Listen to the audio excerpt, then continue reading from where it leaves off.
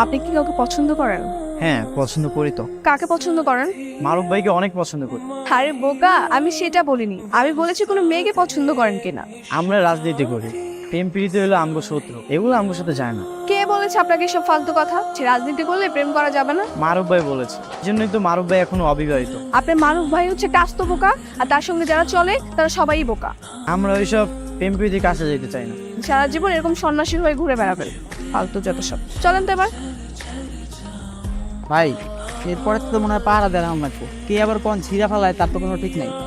ওরে একবার শুধু আমি আমার চোখের সামনে পাই, ওর যে আমি কি করবো অনেক কল্পনা করতে পারতাম। ভাই তো পাইতো বসের মিষ্টি ভিতর কাজ কর। যে ভিতরে তা কি করেন এখানে? তুমি কিন্তু ভিতর না, বুঝলেন? আচ্ছা, এখন চলেন তো আমার সঙ্গে। মারুফ ভাই তো আমার কল দিয়ে কিছু কইলো না। আমি যে বলছি সেটা কি যথেষ্ট না? আমি তাহলে বাইরে একটু কল দিয়ে জিজ্ঞাসা করি কি বলে। পাগল আপনি? ভাইকে ফোন দিলে আমার সমস্যা হবে। আমরা যাবো আর চলে আসবো।